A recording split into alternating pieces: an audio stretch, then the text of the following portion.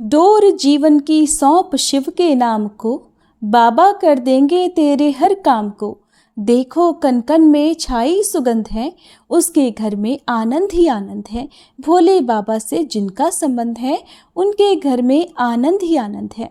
हर हर महादेव, जय भोलेनाथ। आप सभी पर भोलेनाथ की कृपा सदा बनी रहे। भोलेनाथ के मुख से निकली हुई कथाएं अमृत के समान होती हैं, और जो भी भक्त इन कथाओं का रसपान सच्चे मन से करता है, भगवान शिव उनके तन और मन को पवित्र कर देते हैं। ऐसे भक्तों की रक्षा स्वयं महादेव और देवी पार्वती करते हैं। तो प्रिय श्रोताओं, अब सभी रसपान कीजिए सभी पापों का नाश करके मोक्ष प्रदान करने वाली, सभी मनोकामनाओं को पूर्ण करने वाली परम और दिव्य कथा का। साथ ही इस कथा के अंत में भी आज भगवान शिव और देवी पार्वती के संवाद की कथा भी आप सुनेंगे। इससे पहले का अध्याय सुनने के लिए आप सभी का बहुत बहुत धन्यवाद। महादेव जी कहते हैं कि देवी, जितने भी ग्रह दोष और भूत दोष हैं, और जो भी डाकिनियां, प्रेत, विताल, राक्षस, ग्रह, पूतनाएं, पिशाच, यातुधान, मातृकाएं, नवजात शिशुओं का अपहरण करने वाली राक्षसियां, बाल ग्रह, वृद्ध ग्रह, ज्वर रूपी ग्रह, अतिसार, भगंदर, पथरी रोग, अन्य सहस्त्रों रोग, दुर्नामिका अर्थात बवासीर, कोढ़ या फिर अन्य रोग व्याधियां हैं, वे सभी सोमनाथ के समीप जाकर उनका दर्शन करने से उसी प्रकार नष्ट हो जाते हैं जैसे जलती हुई आग में डाला हुआ ईंधन तुरंत ही जलकर भस्म हो जाता है।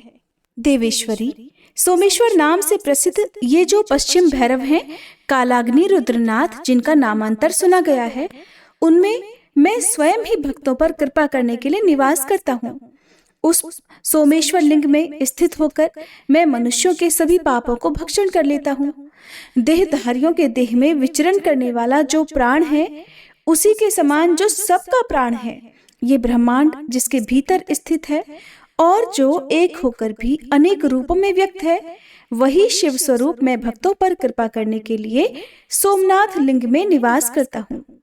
संपूर्ण वेद और महर्षिगण जिनकी प्रशंसा करते हैं और जिनके द्वारा परब्रह्म के स्वरूप की प्राप्ति होती है, वे ही ये सोमनाथ महादेव प्रभास तीर्थ में विराजमान हैं। जैसे घर में छुपे हुए रत्न को कोई नहीं पाता, उसी प्रकार मेरे प्रभास रूपी घर में रत्न के समान स्थित इस सोमेश्वर लिंग के यथार्थ स्वरूप को कोई नहीं जानता। पूर्व काल में यह शिवलिंग सप्त पाताल का भेदन करने वाला था और कोटि कोटि सूर्यों तथा प्रलयाग्नि के समान तेजस्वी था। इसलिए पूर्व काल में सोमनाथ को कालाग्नि रुद्र कहा जाता था। देवी, इस प्रकार संक्षेप से मैंने तुम्हें सोमेश्वर देव का महात्म्य बताया है, जो सब पातकों का नाश करने वाला है। महादेव जी आगे कहते हैं, हे देवी, मैं प्रभास क्षेत्र में रुद्राक्ष की माला धारण किए शांत भाव से स्थित हूँ। मेरा आदि, मध्य और अंत कहीं नहीं है। मैं कमल के आसन पर बैठा हुआ सबको वर देने के लिए तत्पर हूँ। हिम, कुंद और चंद्रमा के समान सदृश मेरा गौरवर्ण है। मेरे वाम भाग में श्री विष्णु तथा दक्षिण भाग में ब्रह्मा जी विराज रहे हैं। मेरे उदर में चारों वेद और हृदय में सनातन ब्रह्म स्थित है। नेत्रों में अग्नि, चंद्रमा और सूर्य का निवास है। महादेवी, ऐसे स्वरूप से मैं प्रभास क्षेत्र में रहता हूँ। ये सुनकर देवी पार्वती ने हर्ष गदगद वाणी में देव देवेश्वर शिव जी का भक्तिपूर्वक स्तवन किया कि हे देव, हे महादेव, सर्वभावन, हे ईश्वर, आपको नमस्कार है। आप समस्त देवताओं के स्वामी हैं, आपको नमस्कार है। आप परमेश्वर को नमस्कार है। आप अनादि हैं, संपूर्ण सृष्टि के विधाता हैं, आपको नमस्कार है। आप सर्वत्र व्यापक ईश्वर हैं, आपको नमस्कार है। आप सब में स्थित हैं, आपको नमस्कार है। आप धाम अर्थात तेज के भी धाम अर्थात प्रकाशक या आश्रय हैं, आपको नमस्कार है। आप सृष्टिदाता को नमस्कार है। हे मोक्षदाता परमेश्वर, आपको नमस्कार है। पार्वती जी द्वारा इस प्रकार स्तुति किए जाने पर भगवान शिव ने संतुष्ट होकर कहा, महाप्राज्ञे, मैं तुम पर प्रसन्न हूँ, तुम अभीष्ट वरदान मांगो। तब देवी कहने लगी, हे देवेश्वर, प्रभास क्षेत्र का महात्म्य फिर से कहिए। भगवान श्री विष्णु द्वारिकापुरी छोड़कर किस कारण प्रभास क्षेत्र में निवास करते हैं? जिन्होंने पूर्व काल में वराह रूप धारण करके पर्वत, वन और काननों सहित संपूर्ण पृथ्वी का उद्धार किया, और नरसिंह का रूप धारण करके हिरण्यकश्यपु का संहार किया। वेद जिन्हें प्रत्येक युग में सहस्त्रों चरण, सहस्त्रों नेत्र तथा सहस्त्रों मस्तक वाले कहकर उनकी स्तुति करते हैं, ब्रह्मा जी का निवास भूत पद्म जिनकी नाभि से प्रकट हुआ है, जो क्षीर समुद्र के उत्तर भाग में शाश्वत योग का आश्रय लेकर शयन करते हैं, जो युगांत का भी अंत करने वाले तथा लोकांतकारी अंत के भी अंतक हैं, लोक मर्यादाओं की रक्षा करने वाले सेतु हैं, वेद वेत्ताओं के भी ज्ञाता हैं और उत्पन्न होने वाले सभी प्राणियों के स्वामी हैं, जो मनुष्यों के आदि प्रवर्तक, मनु तथा तपस्वी जनों के तप हैं, तेजस्वी पुरुषों के तेज और गतिमानों की गति हैं। वे श्री हरि द्वारका छोड़कर प्रभास क्षेत्र में कैसे चले आए? तब महादेव जी कहने लगे, देवी, पृथ्वी पर अनेकों तीर्थ हैं, अनेकों क्षेत्र हैं और उन सब में असंख्य प्रभाव हैं, किंतु प्रभास तीर्थ का प्रभाव उन सब से बढ़कर है। ब्रह्म तत्व, विष्णु तत्व और रुद्र तत्व, इन तीनों की प्रभास में ही एकत्र उपलब्धि होती है और किसी क्षेत्र में ऐसा सुयोग दुर्लभ है। प्रभास में लोक पितामह ब्रह्मा जी 24 तत्वों के साथ रहते हैं। दैत्यों के संहारक देवाग्र गण भगवान विष्णु 25 तत्वों के अधिपति होकर इस तीर्थ में हैं और मैं 36 तत्वों से संयुक्त होकर तुम्हारे साथ प्रभास में निवास करता हूँ। शुभे, इस प्रकार तुम केवल प्रभास तीर्थ को ही तत्वमय और सर्वतीर्थमय समझो। स्त्री, मलेच्छ, शूद्र, पशु, पक्षी और मृग जो भी प्रभास क्षेत्र में मरते हैं, सभी शिव जी के लोक में जाते हैं। महादेव जी कहते हैं कि देवी, दक्षिण में समुद्र से लेकर उत्तर में सूर्यपुत्री कौरवेश्वरी नदी तक का जो क्षेत्र है, उसके भीतर मैं ही क्षेत्रज्ञ रूप से निवास करता हूँ। मेरा ग्रह रूप ये तीर्थ सूर्य नारायण की किरणों से प्रभासित होता है, इसलिए इस कल्प में प्रभास नाम से विख्यात हुआ है। जो श्रेष्ठ मनुष्य वहाँ अर्क अर्थात पूज्य रूप सूर्य का दर्शन करता है, वह सब पापों से मुक्त होकर सूर्य लोक में प्रतिष्ठित होता है। उसने मानो सब तीर्थों में स्नान कर लिया, समस्त बड़े बड़े यज्ञों द्वारा यजन कर लिया और सभी दान दे दिए और संपूर्ण गुरुजनों को भी संतुष्ट कर लिया। उसी सूर्यदेव के समीप अग्निकोण में थोड़ी ही दूरी पर सिद्धेश्वर शिव विराजमान हैं। उनका त्रैलोक के पूजित लिंग सभी प्रकार की सिद्धियों को देने वाला है। प्राचीन सतयुग में उसका नाम जैगिश्वेश्वर था, वही कलयुग में सिद्धेश्वर नाम से प्रसिद्धि को प्राप्त हुआ। देवी, उसका दर्शन करके मनुष्य सभी सिद्धियों को प्राप्त कर लेता है। सूर्य के दक्षिण और नैऋत्य कोण में थोड़ी ही दूर पर एक पाताल विवर है। वहीं पर पूर्व काल में मंदेह तथा शाल कंटकट नामक राक्षस सूर्य नारायण के तेज से दग्ध होकर पाताल लोक में भाग गए। वहां पर योगिनियां तथा ब्राह्मी आदि मातृकाएं रक्षा करती हैं। पूर्व कल्प में महोदय नाम से प्रसिद्ध एक शिवलिंग अपने आप ही प्रकट हुआ। महात्मा जैगिशव्य उसका पूजन करने लगे। वे अपने सभी अंगों में भस्म लगाते और भस्म पर ही सोया करते थे। उन्होंने जप, तप, वृक्ष के समान नाद तथा नृत्य और गीतों के द्वारा महोदय शिव को संतुष्ट कर लिया। तब वे प्रसन्न होकर जैगिशव्य मुनि के समीप आए और बोले, महामते, तुम दिव्य दृष्टि से मेरी ओर देखो, तुम्हारे मन में जो इच्छा हो उसे कहो। जैगिशव्य ने त्रिनेत्रधारी शिव जी को अपने सामने उपस्थित देख उनके चरणों में मस्तक झुकाकर प्रणाम किया और इस प्रकार कहा, हे देव देवेश्वर, मुझे संसार बंधन का नाश करने वाला ज्ञान प्रदान कीजिए। आप में, देवी पार्वती में, स्कंद जी में तथा गणेश जी में सदा मेरी भक्ति बनी रहे और मुझ में निरहंकारता, क्षमा, शम और दम आदि की वृद्धि हो। तब उन महादेव जी ने कहा कि तुम अजर अमर सब शोकों से रहित महान योगी, अत्यंत शक्तिशाली तथा योग के ऐश्वर्य से युक्त होगे। योगाचार्य के रूप में तुम्हारी प्रसिद्धि होगी। जो तुम्हारे द्वारा पूजित इस शिवलिंग का पूजन करेगा, वह सब पापों से मुक्त होकर दिव्य योग को प्राप्त हो जाएगा। जो द्विज योग के लिए जैगिशव्य गुहा का आश्रय लेगा, वह 7 रात में योग युक्त हो जाएगा और इस संसार से तर जाएगा। 1 मास के बाद उसे पूर्व जन्म का ज्ञान हो जाएगा। 1 रात में उसे शुद्ध गति प्राप्त होगी। दूसरी रात में वह पितरों को तार देगा और 3 रात में वह समस्त पितरों को तारने की शक्ति भी प्राप्त कर लेगा। इस प्रकार वरदान देकर भगवान शिव वहीं अंतर्ध्यान हो गए। देवी, इस युग में द्वापर आने पर जब कलयुग का प्रवेश हुआ, तब उस समय बालखिल्य नाम वाले महर्षियों ने प्रभास क्षेत्र में सूर्य स्थल के पास आकर जैगिषव्य गुहा में निवास करने वाले देवेश्वर शिव जी की आराधना की। वे 88,000 ऊर्ध्वरेता ऋषि 10,000 वर्षों तक तपस्या करके प्रमोदमयी सिद्धि को प्राप्त हो गए। तब से वह जैगिश्वेश्वर लिंग सिद्धेश्वर निम से विख्यात हो गया। जब सोमवार के साथ कृष्ण पक्ष की शिव चतुर्दशी आती है, उस समय सिद्धेश्वर देव का दर्शन अत्यंत दुर्लभ हो जाता है। देवेश्वरी, सिद्धेश्वर लिंग के आगे 3 धनुष की दूरी पर सूर्य सारथी अरुण के द्वारा स्थापित एक सिद्ध लिंग है, जो कलयुग के सभी पापों का नाश करने वाला है। चैत्र मास की शुक्ल पक्षिया त्रयोदशी को जो भक्ति भाव से विधि पूर्वक उस लिंग का पूजन करता है, उसे पुंडरीक यज्ञ का फल प्राप्त हो जाता है। जय भोलेनाथ। आज का महात्म्य समाप्त हुआ। अब सुनिए भगवान शिव की कथा। अब जानिए कि लोकहित के लिए देवी पार्वती भगवान शिव से कौन से प्रश्न कर रही हैं। एक बार माता पार्वती कैलाश पर्वत पर विराजमान भगवान शिव के साथ बैठी हुई थी। माता पार्वती ने भगवान शिव से कहा, हे स्वामी, इस समय मेरे मन में 3 प्रश्न उठ रहे हैं। अगर आप इन तीनों प्रश्नों के उत्तर देकर मुझे संतुष्ट करेंगे तो मेरे मन को बहुत शांति मिलेगी। भोलेनाथ ने कहा, हे देवी, आखिर आपके मन में कौन से 3 प्रश्न हैं? तब देवी पार्वती कहती है, स्वामी, मेरा पहला प्रश्न है कि कौन सी स्त्री के भाग्य में पुत्र नहीं होता। मेरा दूसरा प्रश्न है कि कौन सा गहना पहनने से स्त्री की दर्दनाक मृत्यु होती है। मेरा तीसरा प्रश्न है कि स्त्री का कौन सा श्रृंगार उसे स्वर्ग में स्थान दिलाता है। देवी पार्वती के इन 3 प्रश्नों के उत्तर में भगवान शिव कहते हैं, देवी, आपके ये तीनों प्रश्न तो अत्यंत महत्वपूर्ण हैं। जो भी व्यक्ति इन तीनों प्रश्नों के उत्तर समझकर इस पर्याप्त ज्ञान को अपने जीवन में उतार लेता है तो उसे जीवन में हर प्रकार के सुख की प्राप्ति होती है।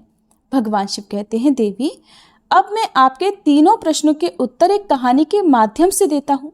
इस कहानी के माध्यम से आप इन तीनों प्रश्नों के उत्तर ठीक तरह से समझ पाओगी। आप इस कहानी को ध्यान लगाकर सुनना। भगवान शिव कहते हैं कि हे देवी, आपके पूछे गए प्रश्न समस्त संसार के कल्याण के लिए होते हैं और कलयुग में जो भी मनुष्य आपके द्वारा पूछे गए प्रश्नों के उत्तर ध्यान पूर्वक सुनेगा, उसे भव सागर से मुक्ति मिल जाएगी और ऐसे भक्तों पर कभी कोई बाधा, कोई दुख भी नहीं आएगा। तब देवी पार्वती कहती हैं, हे प्रभु, मैं आपको वचन देती हूँ कि जब तक आप कहानी सुनाएंगे तब तक मैं आपकी कहानी को बड़े ही ध्यान से और पूरे मन से सुनूंगी। आप कृपा करके कहानी प्रारंभ कीजिए। भगवान शिव कहते हैं, हे देवी, किसी राज्य में एक छोटा सा नगर था।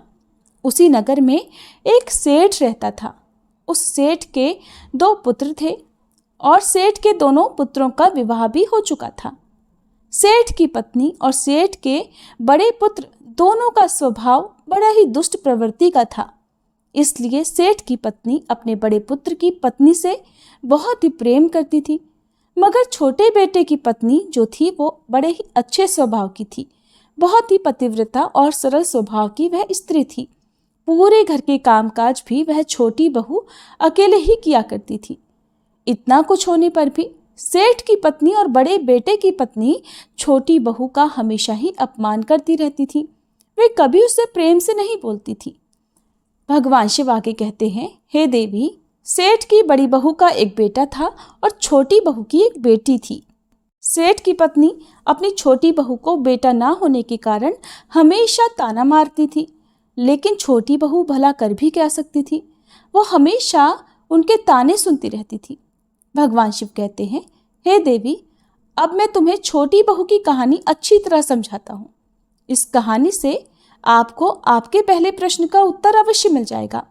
देवी, आपका पहला प्रश्न था कि कौन सी स्त्री के भाग्य में पुत्र की प्राप्ति नहीं होती है। तब भगवान शिव कहते हैं, हे देवी, उस सेठ की जो पत्नी थी वो पहले से बड़ी दुष्ट थी। उसके कुटिल स्वभाव से सभी घर वाले बहुत ही ज़्यादा परेशान थे। परंतु अपनी सीधी साधी छोटी बहू को वो कुछ ज्यादा ही परेशान करती थी। अपनी छोटी बहू को प्रताड़ित करने में उसे कुछ ज्यादा ही आनंद आता था। सेठ के छोटे बेटे की पत्नी का नाम गीता था। बेचारी गीता सुबह जल्दी उठकर अपने कामकाज में लग जाती थी। इतना करने पर भी सेठ की पत्नी की नजरों में अपनी छोटी बहू हमेशा ही खटकती रहती थी। एक दिन की बात है, छोटी बहू घर पर झाड़ू लगा रही थी तो सेठ की पत्नी कहने लगी, क्या तेरे हाथों में ताकत नहीं है? जल्दी जल्दी हाथ चला, मुझे मंदिर जाना है और मेरे मंदिर से लौटने से पहले ही खाना भी बनाकर तैयार रखना।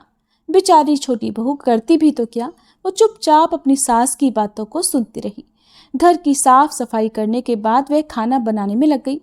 खाना बनाते समय वह मन में सोच रही थी कि मैं इतना काम करने के बाद भी एक क्षण के लिए चैन की सांस नहीं ले पाती हूँ, और फिर भी मेरी सासू माँ हर समय मेरे काम में कोई ना कोई गलती ही निकालती रहती हैं।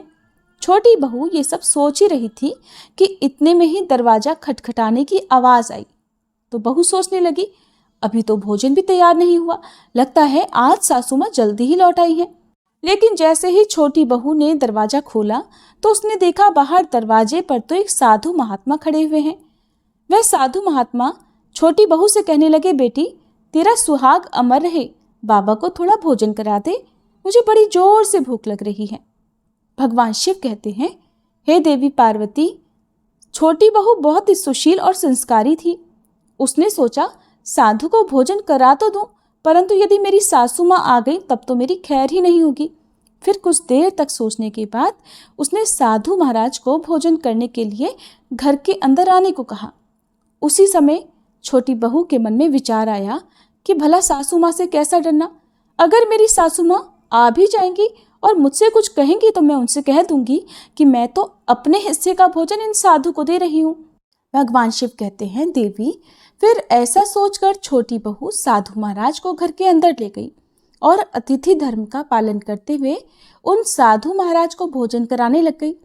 अभी वह साधु भोजन कर ही रहे थे कि छोटी बहू की सासू माँ आ गई और फिर साधु को घर के अंदर बैठकर भोजन करता देखकर उसका गुस्सा सातवें आसमान पर जा पहुंचा और वह गुस्से में भरकर साधु महाराज से कहने लगी, यहाँ कोई भंडारा नहीं चल रहा, हमारे घर से उठकर जल्दी से बाहर निकलो। बहू ने अपनी सास को रोकने की बहुत कोशिश की, लेकिन सास ने तो साधु को धक्के मारकर घर से बाहर निकाल दिया और उसका बचा हुआ खाना भी उठाकर फेंक दिया। अब उसका क्रोध अपनी बहू पर टूट पड़ा। छोटी बहू से कहने लगी, मैंने तुझे कहा था ना कि अन्न का एक दाना भी बर्बाद मत करना, लेकिन तूने ये क्या किया, तूने इस साधु को इतना सारा अन्न खाने को दे दिया। भगवान शिव कहते हैं, देवी छोटी बहू डरती हुई कहने लगी, माँ जी मैंने तो उसे अपने हिस्से का भोजन दिया था, इसमें इतना भला बुरा कहने की भला क्या बात है, और अतिथि तो भगवान का रूप होता है माँ जी, अतिथि धर्म का पालन तो हर गृहस्थ को करना चाहिए। भगवान शिव कहते हैं, इस प्रकार बहुत देर तक सास और छोटी बहू के बीच में बहस चलती रही और अंत में उस सास ने अपनी छोटी बहू को भी धक्के मारकर घर से बाहर निकाल दिया। अब बेचारी रोती हुई घर का दरवाजा खटखटाती रह गई, किंतु उसकी सास पत्थर जैसी बन गई। अपनी बहू के गिड़गिड़ाने पर भी उसका दिल नहीं पिघला। अब छोटी बहू के पास केवल एक ही रास्ता बचा था कि वो अपने मायके लौट जाए। भगवान शिव कहते हैं, हे पार्वती, इस प्रकार छोटी बहू दुखी होकर अपने मायके के लिए निकल पड़ी। बीच रास्ते में एक घना जंगल भी पड़ता था। छोटी बहू भूख प्यास से तड़पती हुई अपने मायके के लिए चली जा रही थी। तभी अचानक जोर से मूसलाधार बारिश शुरू हो गई। भगवान शिव कहते हैं, हे देवी, बारिश से बचने के लिए छोटी बहू ने एक पेड़ की शरण ली, लेकिन बरसात इतनी तेज थी कि बच पाना मुश्किल हो गया था। अब उस पेड़ में एक खोख बनी हुई थी। छोटी बहू ये सोचकर उस खोख में घुस गई कि बारिश रुकने पर बाहर निकल जाऊंगी, और जब तक बरसात हो रही है वह उस खोख यानी खोह में अपनी सुरक्षा कर सकती है, उसे किसी प्रकार का कोई भय नहीं होगा। हे देवी, जब छोटी बहू उस पेड़ की खोह में घुसी तो उस खोह के अंदर उसे एक साधु मिले। साधु कहने लगी, बेटी रोना बंद कर दो, मुझे पता है कि तुम्हारे ससुराल वाले तुम्हारा अनादर इसलिए करते हैं कि वे बड़े दुष्ट प्रवृत्ति के हैं, और तुम्हें ताने इसलिए मारते हैं कि तुम्हारे जेठानी को तो पुत्र है, लेकिन तुम्हें अभी तक पुत्र की प्राप्ति नहीं हुई है। इसलिए तुम चिंता मत करो। मैं तुम्हें ये कागज देता हूँ। इस कागज में जो उपाय लिखा है उसे पूरी निष्ठा से करना और फिर तुम्हें भी एक गुणवान पुत्र की प्राप्ति होगी। इस प्रकार वह साधु महात्मा कागज देकर वहीं अंतर्ध्यान हो गए। उधर जब बारिश बंद हो गई तो छोटी बहू को ढूंढता हुआ उसका पति वहीं पर पहुंच गया। पति के समझाने पर छोटी बहू मायके न जाकर उसी जंगल में एक झोपड़ी बनाकर रहने लगी। भगवान शिव देवी पार्वती से कहते हैं, हे देवी, फिर एक दिन की बात है, छोटी बहू को पुत्र का ख्याल आया और सोचने लगी कि अगर मेरा भी एक पुत्र होता तो ससुराल में मेरी भी इज्जत होती। वो ऐसा ही सोच रही थी कि साधु महाराज का दिया हुआ वह कागज उसे याद आ गया। और जब छोटी बहू ने पुत्र प्राप्ति के लिए उस कागज को पढ़ा तो उसमें लिखा था, बेटी, पुत्र प्राप्ति के लिए हमेशा स्त्री को रात्रि के समय पुरुष के बाईं तरफ सोना चाहिए।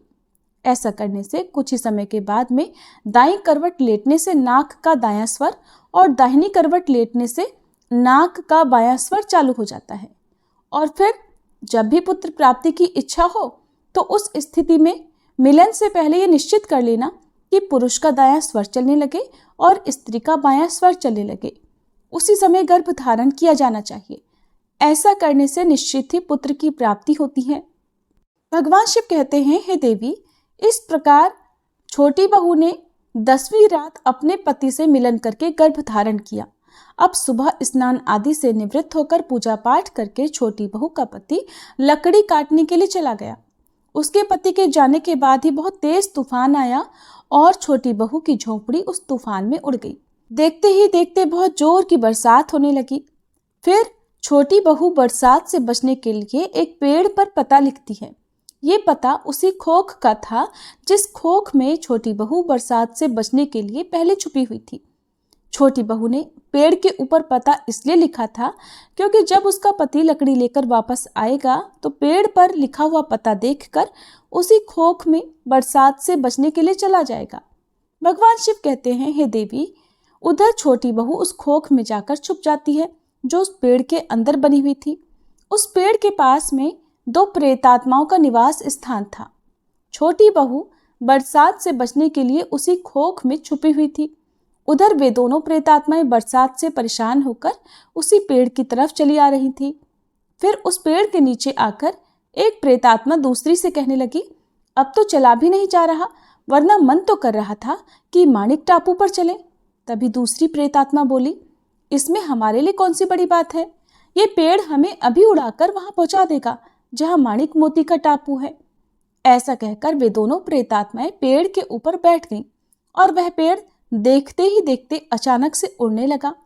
उधर छोटी बहू को खोख में घुसते ही थकान की वजह से नींद आ गई थी, लेकिन पेड़ के उड़ने से लगने वाले झटके से छोटी बहू की नींद खुल गई और पेड़ को उड़ता हुआ देखकर वह अचानक से घबरा गई। जब उसने पेड़ की खोख से बाहर देखा तो पेड़ के ऊपर 2 प्रेतात्माएं बैठी हुई थी। इसलिए छोटी बहू ने परिस्थितियों के साथ समझौता किया और सोचा कि जो होगा वो अच्छा ही होगा। फिर कुछ देर के बाद वह पेड़ माणिक टापू पर पहुंच गया और नीचे उतर गया। उधर उन दोनों प्रेतात्माओं को जोर की भूख लग रही थी, इसलिए वे दोनों शिकार की तलाश में निकल गई। उन दोनों प्रेतात्माओं के जाने के बाद छोटी बहू खोख से बाहर निकली, तब उसने राहत की सांस ली। अब जैसे ही छोटी बहू ने माणिक टापू पर फैली रेत को देखा तो वह आश्चर्यचकित रह गई। वो रेत चमक रही थी। जैसे ही उसने रेत को हाथ में उठाया तो मारे खुशी के झूम उठी कि अरे, ये तो माणिक मोती की रेत है। और फिर उसने अपनी ओढ़नी के पल्लू में 4-5 किलो रेत बांध ली। जल्दी से आकर पेड़ की उसी खोख में छिप गई। भगवान शिव देवी पार्वती से कहते हैं, हे देवी, उधर छोटी बहू का उस खोख में जाना हुआ और उधर वे दोनों प्रेतात्माएं पेड़ पर वापस आ गई और आकर के आपस में कहने लगी, आज तो भरपेट भोजन मिल गया, अब चलो वापस वहीं लौट चलते हैं जहां से हम आए थे। और फिर इस प्रकार थोड़ी ही देर में वह पेड़ उड़कर वापस उसी जगह पर पहुंच गया। छोटी बहू उसी खोख में घुसी रही जब तक वे दोनों प्रेतात्माएं उस पेड़ से चली नहीं गई।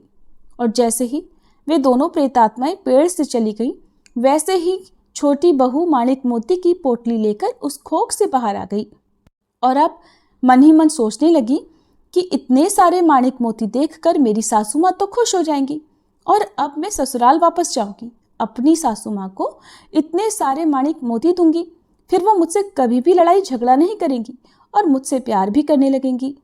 भगवान शिव माता पार्वती से कहते हैं, हे देवी, इधर छोटी बहू ऐसा सोच रही थी कि तब तक उसका पति उसे ढूंढता हुआ उस पेड़ की तरफ आ गया और उसने अपने पति को सारी घटना बता दी। फिर वह अपने पति के साथ वापस अपनी ससुराल पहुंच गई और उसे वह माणिक मोती कैसे मिले उसने सारी कहानी अपनी सासू माँ को बता दी। माणिक मोती लेने के बाद तो छोटी बहू की सास एकदम से क्रोधित होकर बोली, तू वहां से थोड़े से ही माणिक मोती लेकर क्यों आई? अरे वहां पर जितने भी माणिक मोती थे वो सब लेकर आना चाहिए था। अपनी सासू माँ की बात सुनकर छोटी बहू कहने लगी, सासू माँ, हमारी 7 पीढ़ियों के लिए ये माणिक मोती बहुत हैं। तो सासू माँ बोली, अरे पागल, माणिक मोती भी काफ़ी होते हैं क्या? जितने हो उतने ही कम हैं। अब देख, मैं जाऊंगी और कितने सारे माणिक मोती लेकर आऊंगी। भगवान शिव कहते हैं, हे देवी, छोटी बहू ने अपनी सासू माँ को बहुत समझाया, किंतु उस लालची स्त्री के एक भी बात समझ में नहीं आई। उसने अपनी छोटी बहू की कोई भी बात नहीं सुनी और जाकर के उस पेड़ की खोख में बैठ गई, जहां वे दोनों प्रेतात्माएं जैसे ही पेड़ पर आई वह अचानक से उड़ने लगा। इधर वो पेड़ उड़ता हुआ जा रहा था और उधर सासू माँ मन ही मन बहुत खुश हो रही थी कि आज तो मैं बहुत सारे माणिक मोती लेकर आऊंगी। वो मन में खुशी मना रही थी। उसी समय एक प्रेतात्मा बोली, चलो आज माणिक टापू पर ना चलकर मत्स्य टापू पर चलते हैं, आज मछलियां खाने का बहुत मन कर रहा है। फिर जैसे ही प्रेतात्माओं ने मछली खाने का मन बनाया तो वह पेड़ मत्स्य टापू पर चला गया। देवी पार्वती से भगवान शिव कहते हैं, इस प्रकार प्रेत आत्माओं की बात सुनकर खोख में बैठी हुई सासू माँ खुद पर संयम नहीं रख सकी और एकदम से बोल पड़ी, अरे तुम माणिक टापू पर क्यों नहीं जा रहे हो? मत्स्य टापू पर क्यों जा रहे हो? माणिक टापू पर चलो। अब जैसे ही उस औरत की आवाज उन प्रेतात्माओं ने सुनी, उन्हें समझ में आ गया कि इस पेड़ की खोख में कोई छुपा हुआ है और जैसे ही उन्होंने पेड़ की खोख में प्रवेश किया तो उन दोनों प्रेतात्माओं ने उस लालची औरत को देखा तो उसे उठाकर पेड़ से नीचे फेंक दिया। नीचे गिरते ही सासू माँ की मृत्यु हो गई। अब जैसे ही उसके घर वालों को पता चला तो सब बहुत दुखी हुए। तब छोटी बहू के ससुर ने उसके पास जाकर कहा कि बहू, मैं तो उसे पहले से ही समझाता था कि तू ऐसा काम मत कर, कभी किसी को लालच नहीं करना चाहिए और बहुएं भी तो बेटियों की तरह होती हैं, उन्हें प्यार देना चाहिए। किंतु उसने मेरी एक भी बात नहीं मानी और आज उसे उसके कर्मों की सजा भगवान ने दे दी। भगवान शिव कहते हैं, हे देवी, उधर छोटी बहू अब अपने पति के साथ बड़े आनंद से अपना जीवन बिताने लगी। कुछ समय गुजरने के बाद छोटी बहू को भी एक गुणवान पुत्र की प्राप्ति हुई और पुत्र प्राप्ति के बाद तो उसकी खुशी का ठिकाना ही नहीं रहा। वह भगवान का शुक्रिया करने लगी। उधर सेठ के बड़े लड़के की बहू, जो हमेशा छोटी बहू के पुत्र को लेकर ताने मारती थी, जब छोटी बहू को पुत्र की प्राप्ति हो गई और उससे धन की भी प्राप्ति हो गई, तब बड़े लड़के और बहू के दिन गरीबी में गुजरने लगे। सेठ की बड़ी बहू जाकर छोटी बहू के आगे हाथ जोड़कर अपनी गलतियों के लिए क्षमा मांगने लगी। छोटी बहू बहुत ही दयावान थी, इसलिए उसने अपनी जेठानी को माफ कर दिया और जो भी माणिक मोती लेकर आई थी उसमें से कुछ माणिक मोती उसने अपनी जेठानी को दे दिए। इस तरह वह पूरा परिवार अब अच्छे से जीवन यापन करने लगा। इस प्रकार जब सभी सुख से रहने लगे तो सेठ की बड़ी बहू का जो पुत्र था, जो अवगुणी था, उसने सारा धन बर्बाद कर दिया और इधर छोटी बहू का जो पुत्र हुआ था वह बहुत ही गुणवान था। उसने अपने जीवन में इतनी सफलता प्राप्त की कि उसने अपने माता पिता का नाम रोशन कर दिया। और फिर जब छोटी बहू और उसकी जेठानी का जीवन समाप्त हुआ तो छोटी बहू को स्वर्ग की प्राप्ति हुई, उसकी जेठानी को नरक में स्थान मिला। भगवान शिव कहते हैं, देवी, आपका पहला प्रश्न था कि कौन सी स्त्री के भाग्य में पुत्र नहीं होता, तो सुनो, साधु के द्वारा दिए गए कागज के विपरीत जो काम करता है उसके भाग्य में पुत्र योग नहीं होता है। आपका दूसरा प्रश्न था कि कौन सा गहना पहनने से स्त्री पुरुष की दर्दनाक मृत्यु होती है, तो सुनो, वो है लालच रूपी गहना जो सेठ की पत्नी ने पहना था और खूब सारे माणिक मोती लाने के लिए खोख में घुस गई थी। प्रेतात्माओं द्वारा उसे नीचे फेंक दिया गया। लालच के ही कारण सेठ की पत्नी की दर्दनाक मृत्यु हो गई। इसलिए लालच रूपी गहना कभी भी नहीं पहनना चाहिए। भगवान शिव आगे कहते हैं कि देवी, आपका तीसरा प्रश्न था कि कौन सा श्रृंगार करने से स्त्री को स्वर्ग में स्थान मिलता है। तो सुनो, वो है चरित्र रूपी श्रृंगार, यानी कि चरित्रवान और पतिव्रता स्त्री। जैसा कि सेठ की छोटी बहू थी जो कि मरने के बाद स्वर्गलोक को गई, इसलिए हर विवाहित स्त्री को पतिव्रता और चरित्रवान होना चाहिए, परिवार के साथ में मिलजुल कर रहना चाहिए। ये थी आज की कहानी। अगर आपको पसंद आई हो तो वीडियो को लाइक करके हमारे चैनल को जरूर सब्सक्राइब कीजिएगा।